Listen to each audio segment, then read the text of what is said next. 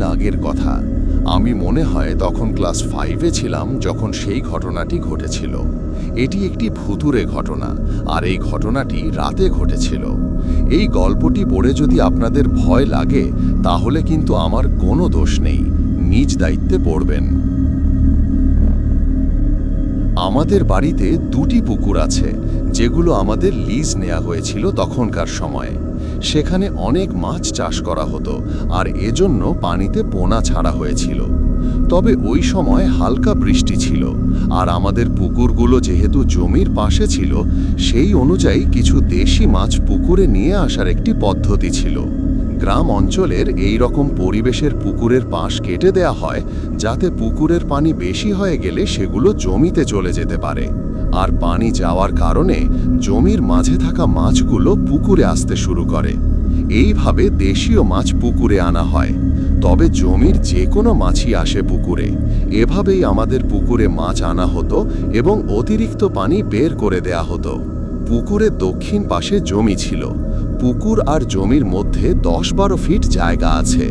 জায়গাটা দিনের বেলায় কিছুটা অন্ধকার আর ভয়ঙ্কর লাগে।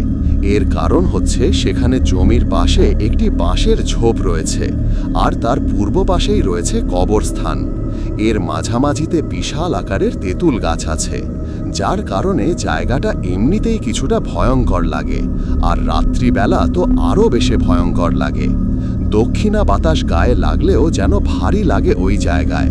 আর এখানে পুকুর আর জমির মাঝে লম্বা করে ড্রেনের মতো কাটা হয়েছে, পানি বাইরে নেয়া এবং মাছ পুকুরে নিয়ে আসার জন্য।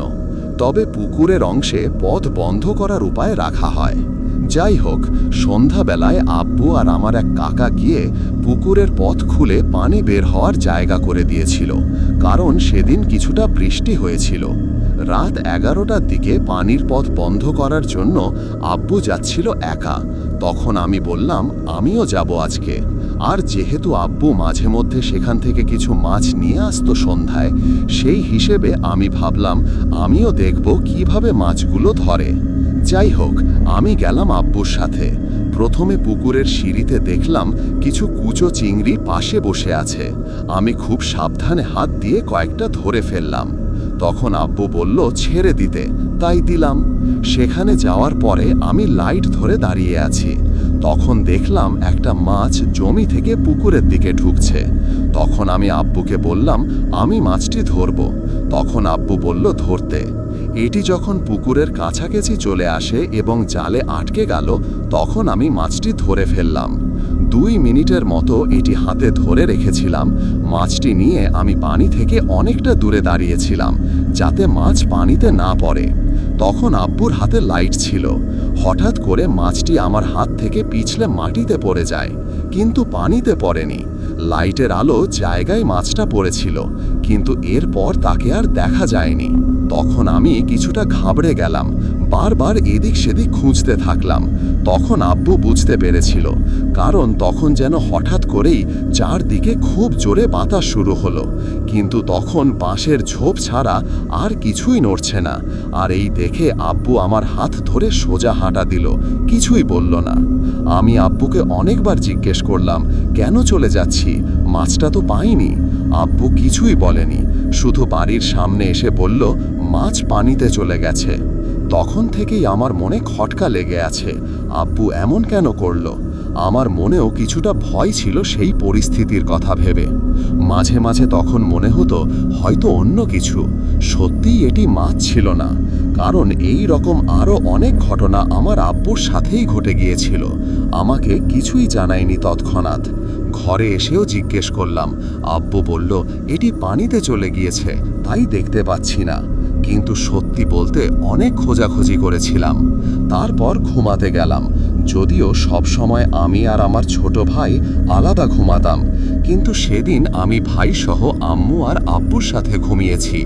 আব্বু নিজেই বলেছিল যে একসাথে ঘুমাতে, কারণ আব্বুর মনে কিছুটা ভয় ছিল। তার কয়েকদিন পর যখন হঠাৎ আমার ছোট ফুপু এলো, তখন এই রকম কিছু ঘটনা বলতে লাগলো।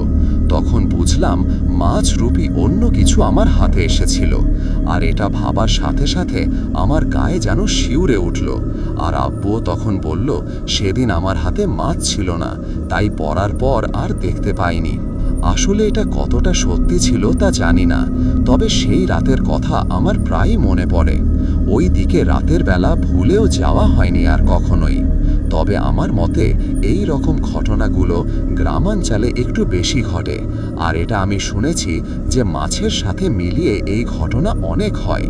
এই ঘটনাটি সম্পূর্ণ বাস্তব আর আমার সাথে ঘটে যাওয়া কাহিনী। এমন কিছু ঘটনা আমার আব্বুর সাথেও ঘটেছিল, তা আব্বুর কাছেই শোনা। আগামীতে আরও একটি পর্বে শেয়ার করব। যদিও বাস্তবিক গল্প, পড়ে জানাবেন কেমন লেগেছে। আর আপনাদের সাথেও যদি এরকম কিছু ঘটে থাকে তা জানার অপেক্ষায় থাকলাম।